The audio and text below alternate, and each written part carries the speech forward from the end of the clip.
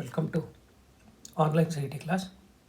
So in this class we will discuss mechanics part 1 synopsis. So the first thing that we come across here is the concept of units and dimensions.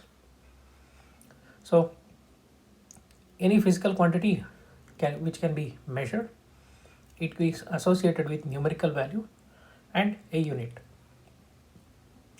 So depending on the nature of the physical quantity, you can classify it into two categories: fundamental quantities and derived quantities. Fundamental quantities are those which do not depend on any other quantity for their complete definition. For example, length, mass, time, electric current, temperature, amount of substance, and luminous intensity. These are taken as fundamental quantities. So fundamental unit of mass is taken as kilogram, symbol is kg. Fundamental unit of length is meter, time second, temperature Kelvin, electric current ampere, luminous intensity candela, and quantity of matter, amount of substance, that is mole. Derived quantities depend on fundamental quantities for their definition, so they can be derived from fundamental quantities. For example, velocity, force, acceleration, momentum, pressure, area, volume, density, etc. Then coming to the definition of a unit. A chosen standard quantity in terms of which the physical quantity is measured. For measurement is essentially the process of comparing something standard with the actual of the same kind. So the standard chosen for comparison, we call it as unit. So unit chosen for measurement of fundamental quantity is called fundamental unit, and that for derived quantity is called derived unit. So in different parts of the world, different system of units were followed. So three are major among them. One is CGS unit, in which fundamental units of length, mass and time are centimeter, gram and second. MK system, in which meter, kilogram and second were the fundamental units of length, mass and time. FPS system, in which length, mass and time are measured in foot, pound and second. So coming to dimensions of a physical quantity, dimensions are the powers to which the fundamental quantities must be raised, or fundamental units must be raised in order to obtain the unit of a given derived quantity. For example, if you take velocity, velocity is distance traveled by time taken. Distance is measured in terms of length, time is measured in terms of t. So if you take this t to the numerator, you can write it as m to the power 0 L t power minus 1. Here power of mass, power of m is 0, power of L is 1, power of t is minus 1. So these are called dimensions of velocity. So dimensions of velocity are 0, 1 and minus 1 in terms of mass, length and time respectively.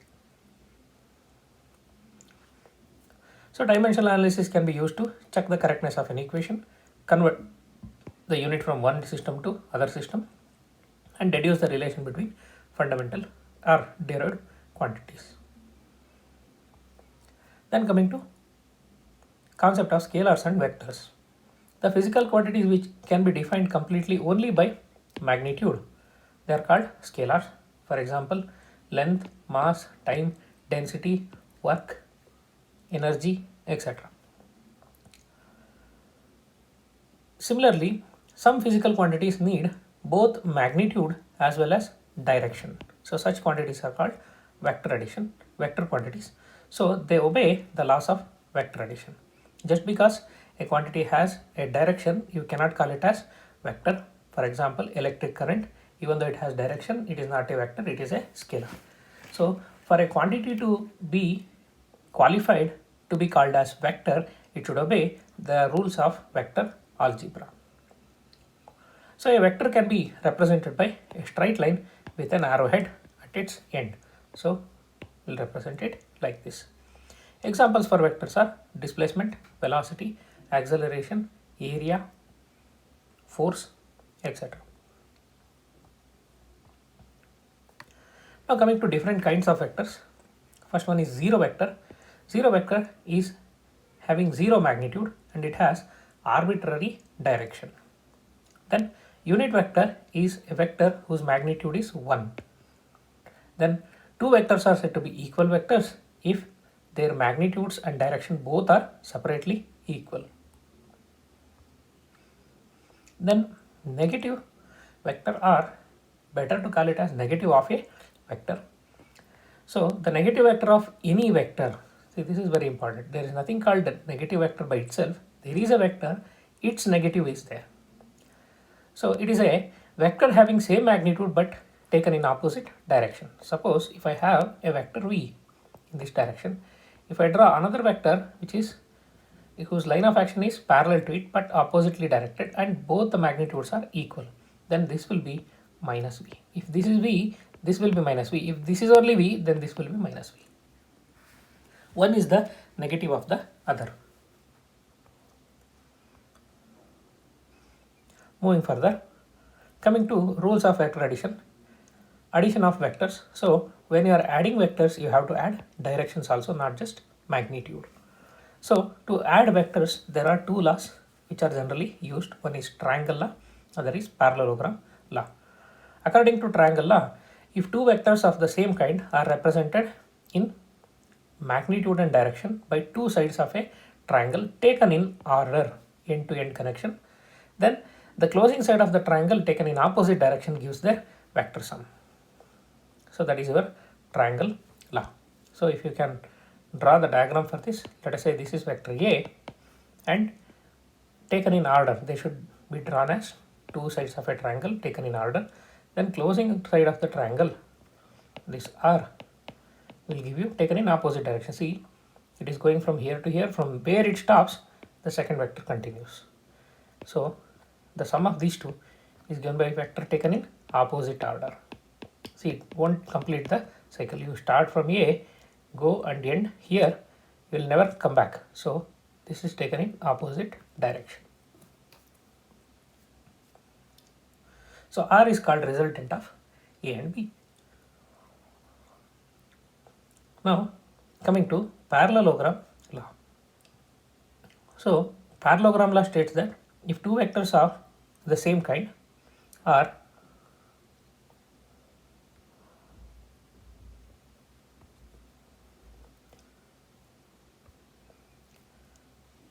represented in both magnitude and direction by two adjacent sides of a parallelogram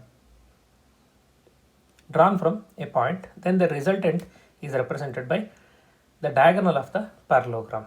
So if I have two vectors drawn from common initial point, let us say this is P, this is Q. Now complete the parallelogram by drawing parallel line to this and parallel line to this. So you'll get a parallelogram. Now from the common initial point, if you draw a diagonal, that gives you the vector sum of P and Q. This is your parallelogram law.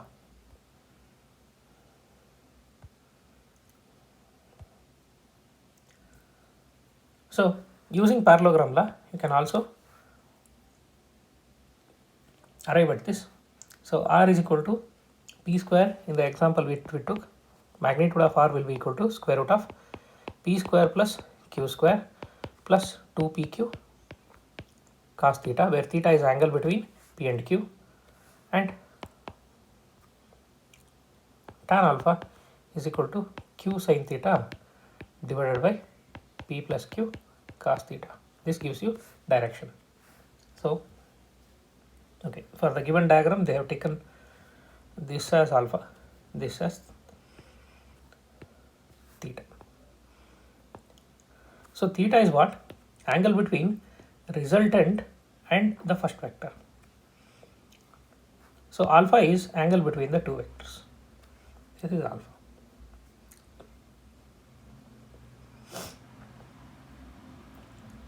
Okay, we shall move on to next concept, that is resolution of a vector in two dimensions. So Given a vector in any arbitrary direction, we can always take its components along x-axis and along y-axis. So component of a vector in any direction is its effective value in that particular direction. So this vector A can be considered as, this is vector A, this vector A can be considered as sum of this vector plus this vector according to your parallelogram law. So this component I will call it as Ax, this component I will call it as Ay. So A is equal to Ax plus Ay. Now magnitudes of Ax and Ay, if they are taken as Ax and Ay, then unit vector in the direction of x-axis is I cap, unit vector in the direction of y-axis is j cap. So Ax I cap plus Ay j cap, that will give you A. Now from the diagram, if this angle is theta, then Ax can be written as A cos theta and Ay can be written as A sin theta. Then A square is equal to Ax square plus Ay square. You will get this. Then tan theta is equal to Ay by Ax.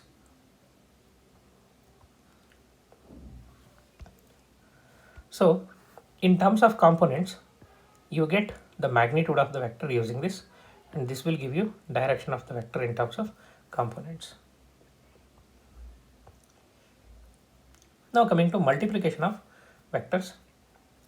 So scalar product or dot product of two vectors is something which yields a scalar.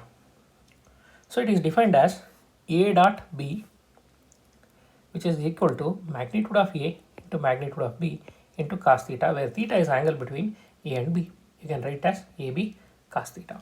Notice one thing, the product is a scalar. So dot product of two vectors satisfies the commutative relation, that is A dot B will be equal to B dot A. So if you consider the dot product of unit vectors I dot I, j dot j, k dot k, that will give you 1. Dot product of two vectors will become 0 when theta is equal to 90 degree, because cos 90 will be 0. So I and j are perpendicular to each other, j and k are perpendicular to each other, k and I are perpendicular to each other, so their dot product yields 0. Now coming to the another way of calculating the multiplication of two vectors, that is cross product or vector product. So if you multiply using this rule, then you will get the product of two vectors as a vector. So it is denoted by A cross B. A cross B is given by magnitude of A, magnitude of B into sin theta. This much gives you only magnitude into n cap. N cap is a unit vector in the direction of A cross B. So n cap direction is such that A, B and n form right-handed system. That means n is a vector which is perpendicular to the plane containing A and B. So suppose if A and B are two vectors, if this angle is theta, then to find the direction of A cross B, what we have to do is we have to rotate a screw from A to B in this direction. If you rotate a screw in this direction, then the screw tip moves towards you. So that will give you direction of n cap. N cap direction is perpendicular to the plane of board coming towards you. Suppose if you take B cross A, then you have to rotate the screw in B to A, first vector to second vector. That's the rule. Then you have to rotate it in this direction. If you rotate it in this direction, screw will go into the plane of board. So it will go into the plane of board. So clearly A cross B and B cross A are opposite to each other.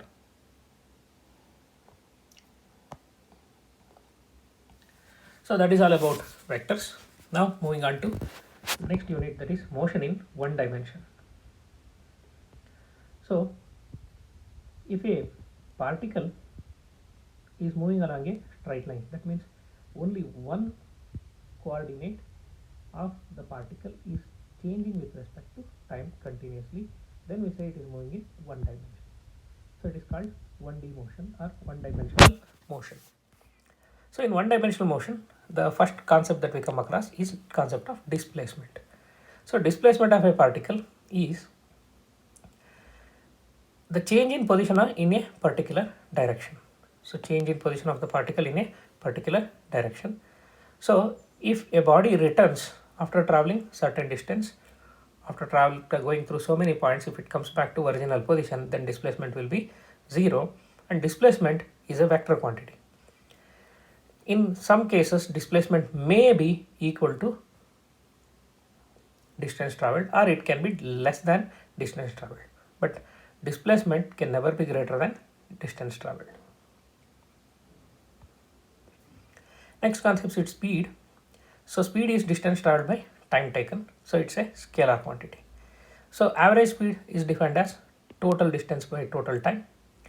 If body covers first half of the distance with some speed a and second half of distance with speed b, then its average speed is given by 2ab divided by a plus b. This is your harmonic mean. Then coming to velocity, it is rate of displacement with respect to time. It's a vector quantity, so it is displacement by time. If a body covers first half of distance with velocity v1 and second half with velocity v2, then average velocity is given by 2v1 v2 divided by v1 plus v2, which is same as what we had in the case of speed. Then if a body moves with uniform velocity, that is, it maintains same magnitude and direction for velocity, then it maintains uniform velocity v1 for time t1 and v2 for time t2. Then average velocity is given by v1 t1 plus v2 t2 divided by v1 plus v2. That is nothing but total distance by total time taken. So for a body moving with uniform acceleration, average velocity can be given by initial plus final velocities divided by 2. So in terms of differentiation, you can write v is equal to ds by dt, where s is displacement.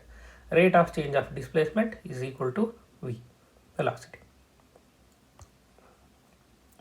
Next concept here is acceleration. Rate of change of velocity with respect to time is acceleration. So it should be dv by dt or d square s by dt square. If a body is starting from rest and moving with uniform acceleration means acceleration remains constant both in magnitude as well as direction throughout the motion. Then distance traveled is proportional to square of time. So s is proportional to t square. For a body starting from rest and moving with uniform acceleration, if s1, s2, s3 are distances traveled in 1 second, 2 seconds and 3 seconds respectively, then s1, s2, s3, they are equal to 1 square is to 2 square is to 3 square. They are in this ratio, 1 is to 4 is to 9. Then coming to equations of motion for uniformly accelerated motion. So v is equal to u plus at, where v is final velocity, u is initial velocity, a is uniform acceleration. Remember, these equations are valid only when acceleration is uniform for one-dimensional motion. Then v square is equal to u square plus 2as, where a is uniform acceleration. Then s is equal to ut plus half at square, s is distance travelled. Sn is equal to u plus half a into 2n minus 1, where Sn is distance travelled in nth second of motion. A is equal to s2 minus s1 by t square, where s1 and s2 are distances travelled in t seconds and next t seconds. So two consecutive equal intervals of time. So these are some of the useful one-dimensional equations. So these three are fundamental. These two are derived from the rest of the three. For a freely falling body, acceleration is equal to acceleration due to gravity. So for that, a becomes g, v is equal to u plus gt, v square is equal to u square plus 2gs, s is equal to ut plus half gt square, sn is equal to u plus half g into 2n minus 1. So if a body is rising vertically against gravity, then direction upward is taken as positive, downward direction will be naturally negative. Then v is equal to u minus gt, because a is equal to minus g, v square is equal to u square minus 2gs, s is equal to ut minus half gt square, sn is equal to u minus half g into 2n minus 1. So notice one thing, these ideas are purely conventional. So according to the problem, you can change the sign conventions. So in a given problem, stick onto one sign convention. If you take upward as positive, downward will be negative. Or else if you take upward only negative, then downward will be positive. Now coming to next concept, that is relative velocity. So relative velocity means velocity of one object as measured by other object. So if two bodies A and B move with velocities u and v in the same direction, if they are moving in same direction, then velocity of A with respect to B is u minus v. Velocity of B with respect to A is v minus u. Velocity of second object minus velocity of first object. That's how it will be. So if two bodies are moving in opposite directions, then relative velocity will be sum of the two velocities. Best example for this is, suppose when you are traveling in bus, in the opposite direction, if another bus crosses your bus, then you will always feel that the other bus is traveling faster than your bus. So that means the velocity of that bus as observed by you is sum of the velocity of your bus and the other bus.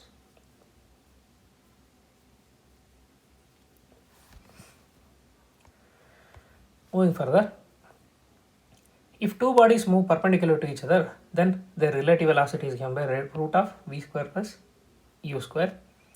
If they move at an angle theta with respect to each other, then relative velocity is v square plus u square plus 2uv cos theta. So that is about motion in one dimension. Now coming to Newton's laws of motion. So first law, Newton's first law says that every body continues to be in a state of rest or uniform motion along a straight line until it is acted by external force.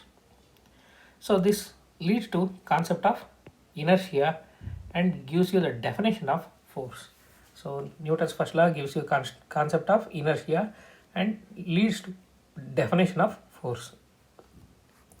So inertia is that property of the body by virtue of which the body preserves its state. What state? State of rest or of uniform motion along a straight line. These two are called natural states of the body. So they are natural states of the body. Unless a force is acted, body continues to be in that state. It was in that state, it will continue to be in that state unless you apply force. That property is called inertia. So force is that external agency which changes or tends to change. Whenever you apply force, there need not be any change, but it may tend to change the state of the body. State of what?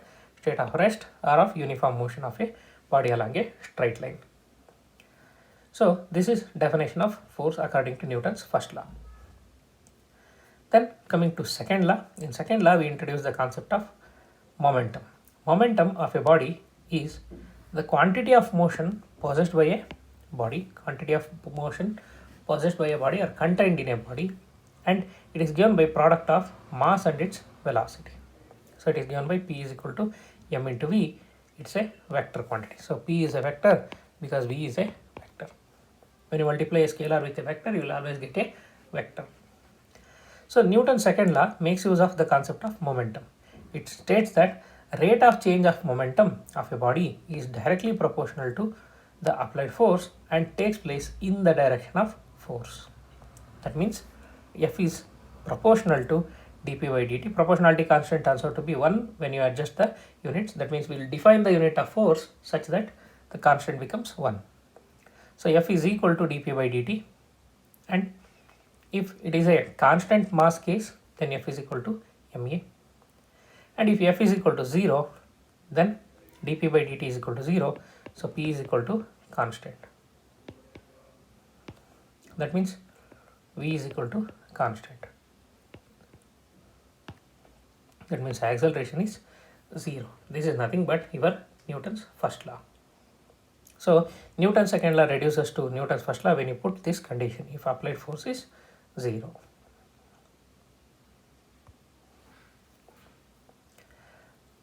Next,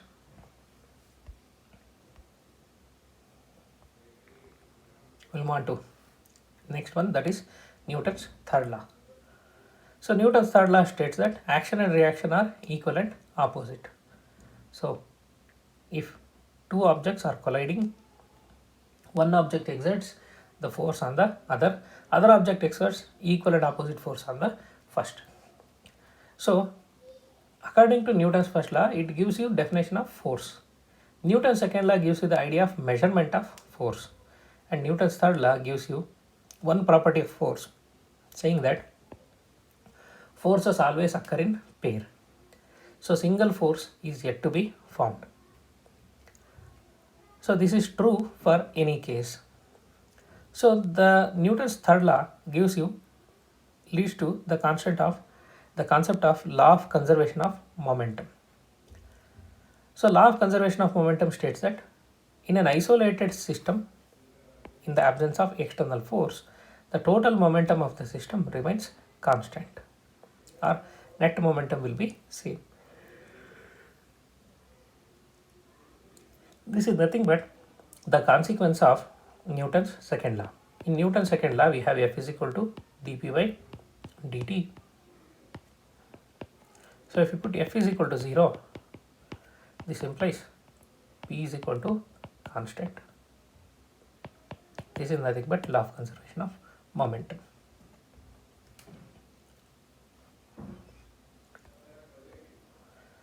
So coming to basic forces in nature, there are four fundamental forces in nature. First one is strong nuclear force, then electrostatic force, then third one is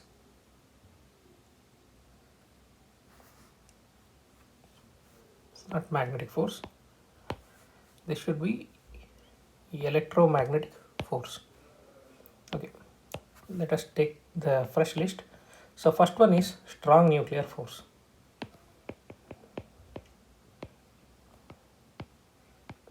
Second one is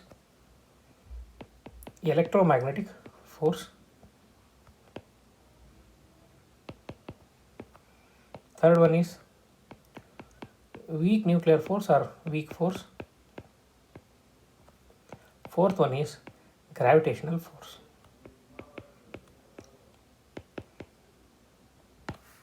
So strong nuclear force is the force that exists between the nucleons inside the nucleus. If you consider a nucleus, two protons inside the nucleus, they repel with enormous electrostatic force, but still they are held together by means of a strong nuclear force. A proton and proton attract each other inside the nucleus because of strong nuclear force. Then the second one is electromagnetic force. So the electromagnetic force between two objects will be by virtue of their charges or motion of the charges. So this includes both electric and magnetic forces.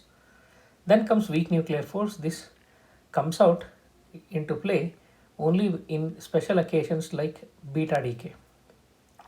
Then comes gravitational force. This is a force which you are very much familiar with. So gravitational force between any two objects is due to their masses. So mass is responsible for gravitational force. So there is no condition for gravitational force. It attracts each and every object. Every speck of dust has to be subjected to gravitational force. It is not selective. Any piece of matter should be subjected to gravitational force. But other forces, they are specific. They affect only specific particles. So why I wrote in this order only is the strongest force in nature is strong nuclear force. Next strongest is electromagnetic. Next is weak, and gravitational is the weakest force in nature. Even though it is weakest force in nature, it has practically infinite range. It means there is no such thing called gravity free space, because gravity due to one object at one corner of the universe acts on the object which is kept on the other corner of the universe. So the range in which the gravitational force acts is practically infinite. So these are basic forces in nature. Then some of the common forces that we come across, if we consider, so one such force is spring force. Spring force is a restoring force. It is due to elastic nature of the spring. So spring force has a peculiar property whatever you do, it will oppose. If you try to stretch the spring, it will try to compress the spring. If you try to compress the spring, it tries to elongate the spring. So whatever you do, it will oppose. So this kind of force we call it as elastic force or restoring force. So equation for spring force is given by F is equal to minus kx, where k is called spring constant or force constant of the spring, and x is displacement from its original position, or we can call it as extension or elongation. If x is extension or elongation, potential energy stored in a deformed spring is given by E is equal to half kx square.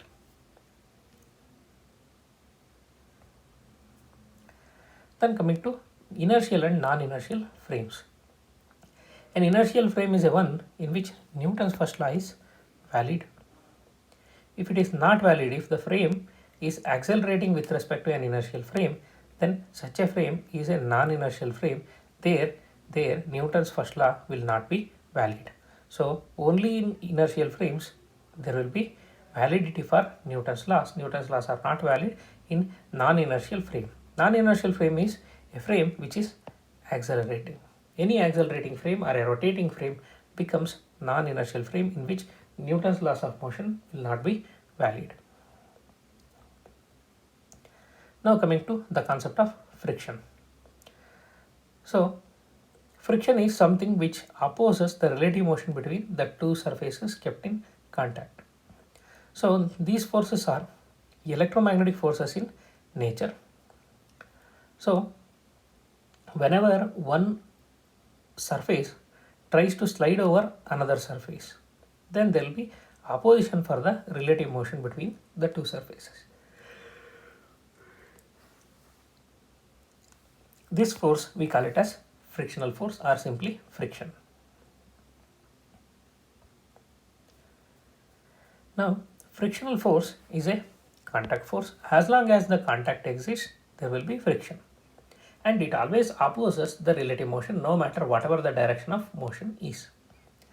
It always acts tangential to the surface in contact. That means it acts along the surface, and it's a self-adjusting force. If you apply more force, friction will also adjust itself. Then it operates between two solids in contact, a solid and a fluid, and two fluids. So if it is between two solids in contact, then we call it as dry friction. In other two cases, it is wet friction. Here we consider only dry friction. So friction is produced due to intermolecular interaction between the two bodies. Then coming to coefficient of friction, it is the ratio of frictional force to the normal reaction when two surfaces are in contact. So if a body is trying to slide over a surface, so here is the applied force. If it is not moving, there will be frictional force. So weight of the body will be acting downwards, normal reaction will be upwards. So frictional force is found to be proportional to normal reaction, or it is equal to some constant mu into n. So friction coefficient mu can be written as F divided by n, where F is frictional force.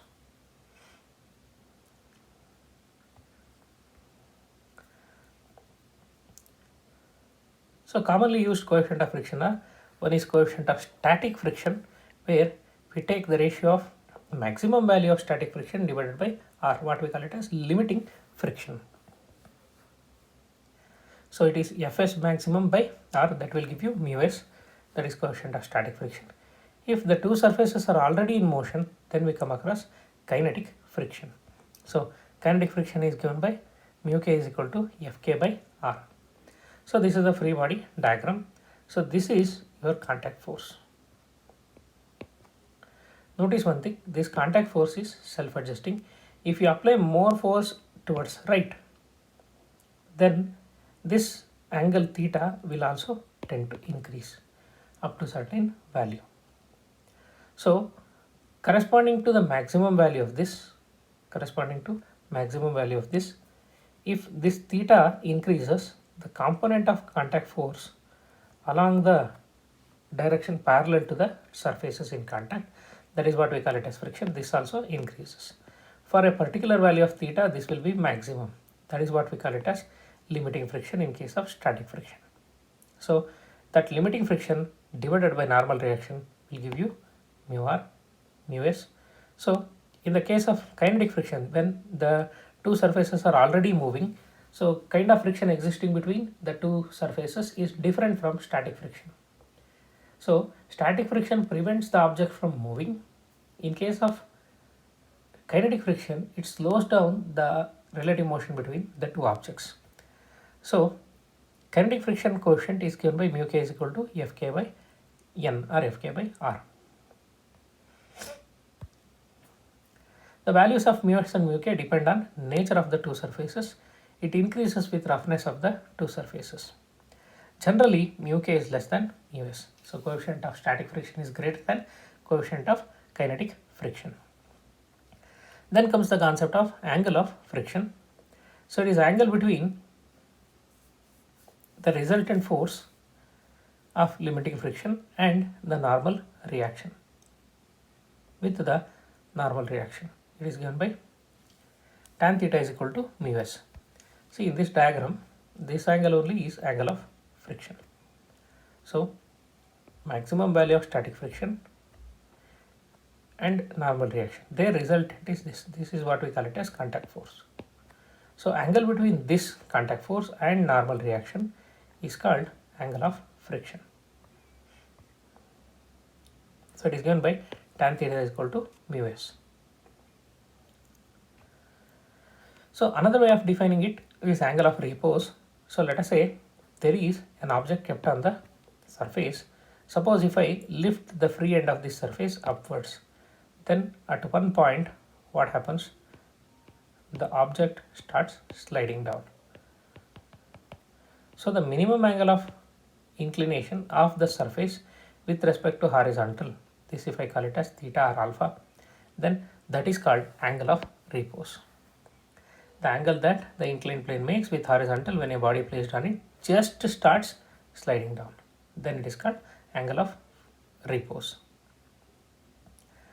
So when you keep an object, keep a body on the inclined plane, acceleration of this body, downward acceleration of this body is given by g sin alpha minus mu k cos alpha, where alpha is this angle. So you can prove it with free body diagram. So that is all about friction, and that's all about mechanics 1. Thank you.